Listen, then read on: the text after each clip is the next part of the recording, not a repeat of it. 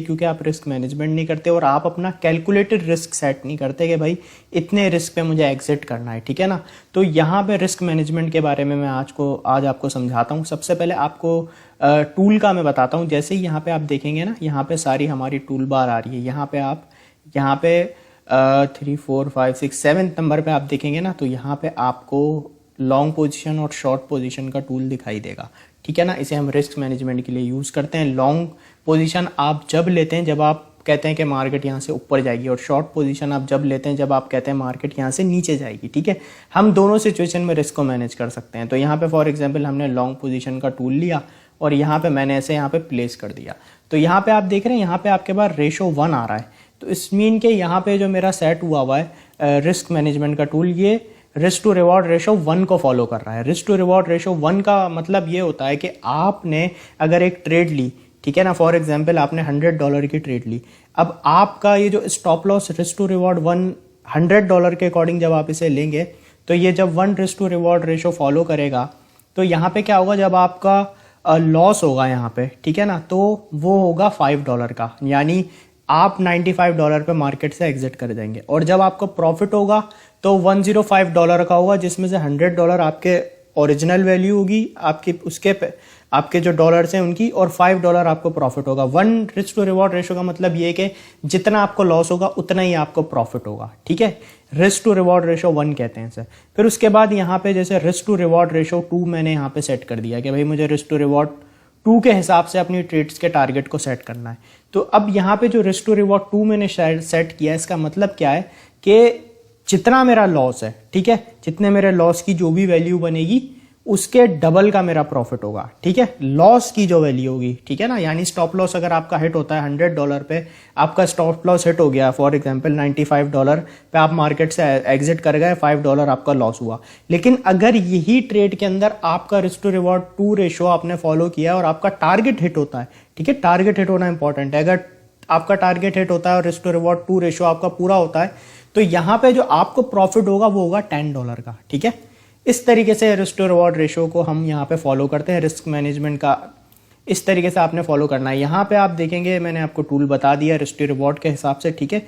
ये जो हमारा रिस्क टू रिवॉर्ड कैलकुलेट हुआ होता है, take profit divided by stop loss, इस तरीके से कैलकुलेटेड हुआ है, ठीक है। अब मैं आपको बताता हूँ कि आपने अपने रिस्क को मैनेज किस तरह से करना है, ठीक है। अब यहाँ पे फॉर एग्जाम्पल मैंने एक एग्जाम्पल के तौर पे यहाँ पे मैंने यूनी USDT का चार्ट खोला हुआ है। अब यहाँ पे मैंने एक एंट्री सेट की हुई है कि भाई मेरी $5.4 पे मैं अपनी एंट्री ओपन करूंगा, ठीक है ना, स्पॉट में मैं बाइंग करूंगा, ठीक है, $100 से यूनी कॉइन को। अब मैंने यहाँ पे अपना यहाँ पे रिस्क टू रिवॉर्ड कितना सेट किया हुआ है, रिस्क टू रिवॉर्ड रेशो 2 मैंने सेट किया हुआ है कि भाई 5.4 पे मैं बाय करूंगा और 6.4644 पे मैं सेल करूंगा, ठीक है। ये मैंने अपना टारगेट सेट कर दिया। और रिस्क टू रिवॉर्ड 2 रेशो को फॉलो करते हुए मेरे पास जो स्टॉप लॉस आ रहा है वो आ रहा है 4.8595 पे, ठीक है ना। यहाँ पे मेरा स्टॉप लॉस आ गया। तो अब मैं इस रिस्क टू रिवॉर्ड रेशो के हिसाब से ट्रेड करता हूँ। फॉर एग्जाम्पल मेरे पास यहाँ पे $100 मैं इन्वेस्ट करता हूँ, यहाँ मैंने $100 लगाए, ठीक है, और मैंने जो बाइंग की वो 5.4 के रेट पे यूनिकॉइन मैंने बाय कर लिए, ठीक है ना। $100 मैंने इन्वेस्ट किया और 5.4 के रेट पे। अब यहाँ पे अगर मैं कैलकुलेटर पे देखूँ, यहाँ पे $100 अगर मैं डिवाइडेड बाय 5.4 करता हूँ तो मेरे पास 18.5 जो है यूनिकॉइन आ जाएंगे। तो यहाँ पे मैं लिख दूंगा 18.5। अब ये मेरे पास 3 वैल्यू आ गई, ठीक है ना। $100 से मैं अपनी ट्रेड ले रहा हूँ, 5.4 का रेट है जिसपे मैं एंट्री ले रहा हूँ, और इतने रेट पे जब मैं $100 से एंट्री लूंगा तो 18.5 मेरे पास कॉइन आएंगे, यूनिकॉइन, ठीक है। अब ये मुझे पता चल गई 3 चीज़ें। अब यहाँ पे मैंने अपना जो टेक प्रॉफिट है वो मैंने यहाँ सेट किया हुआ है 6.4518 पे, 6.4518, ठीक है। ये मेरा हो गया TP टेक प्रॉफिट। अब यहाँ पे मेरा ये टेक प्रॉफिट भी सेट हो गया, ठीक है। अब मुझे पता चल गया मेरे एग्जिट ये एंट्री ये इतने पैसों से है, और जब मैं इतने पैसों पे एंट्री लूंगा तो इतनी क्वांटिटी आएगी। ये सब चीज़ें मुझे क्लियर हो गई। अब यहाँ पे मेरा SL कितना है, यहाँ पे मेरा जो SL आ रहा है वो आ रहा है कि जब अगर इसका प्राइस मेरी बाइंग के बाद से गिरना शुरू हो जाता है, तो जब वो 4.8595 पे आएगा तो यहाँ पे मेरा स्टॉप लॉस हिट हो जाएगा और मैं मार्केट से एग्जिट हो जाऊंगा, ठीक है। ये चीज़ें मैंने फाइनलाइज की हैं पहले, ये मैं अपने रिस्क की मैनेजमेंट कर रहा हूँ मैं सारी, ठीक है ना, और अपने रिस्क को कम से कम करने की कोशिश कर रहा हूँ। तो अब यहाँ पे क्या आ रहा है मेरे पास कि भाई स्टॉप लॉस मेरा इस वैल्यू पे, और यहाँ पे एंट्री मेरी इस वैल्यू पे, एग्जिट मेरी इस वैल्यू पे, सारी मुझे पिक्चर क्लियर हो गई कि भाई यहाँ से मुझे बाइंग करनी है। अब यहाँ पे अब हम देखते हैं इस रिस्क टू रिवॉर्ड को फॉलो करते हुए हमें प्रॉफिट और लॉस कितना होता है, ठीक है। अब यहाँ पे फॉर एग्जांपल जैसे मेरे पास 18.5 की क्वांटिटी आ रही है। अब यहाँ पे मैं 18.5 की अगर 18.5 मल्टीप्लाई बाय, अगर मैं अपना टेक प्रॉफिट पे रखता हूँ कि मतलब अगर मेरा टेक प्रॉफिट हिट होता है रिस्क टू रिवॉर्ड 2 को फॉलो करते हुए, तो मुझे प्रॉफिट कितना आ रहा है। तो यहाँ पे जैसे मैंने 6.4518 ये मेरा टेक प्रॉफिट है, 18.5 से मैंने मल्टीप्लाई किया, तो भाई यहाँ पे मुझे प्रॉफिट जो आ रहा है अपने $100 हटा के $19.3 आ रहा है मुझे प्रॉफिट में, ठीक है। तो यहाँ पे मैं लिख दूंगा इधर मैं लिख दूंगा प्रॉफिट यहाँ पे हो गया $19.3। अब यहाँ पे मुझे पता चल गया कि भाई टारगेट हिट होने पे प्रॉफिट मेरा $19.3 आएगा। अब मैं देखता हूँ कि मेरा स्टॉप लॉस हिट होगा तो फिर मुझे कितना मेरे डॉलर का लॉस होगा। अब यहाँ पे मैंने क्या किया, ये जो मेरी क्वांटिटी है 18.5, ठीक है।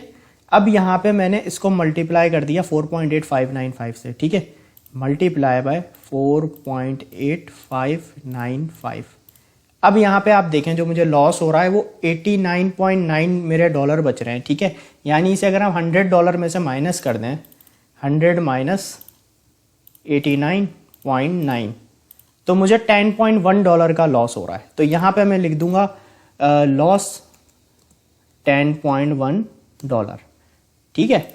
अब आप ये देखें कि इस रिस्क टू रिवॉर्ड को मैंने जब फॉलो किया, ठीक है ना, अपना स्टॉप लॉस लगाया, अपनी रिस्क मैनेजमेंट की, तो इन सारी चीज़ों को कैलकुलेट करने के बाद जो मुझे प्रॉफिट आ रहा है वो अपने लॉस का तकरीबन डबल आ रहा है, और लॉस हो रहा है तो इतना हो रहा है, ठीक है।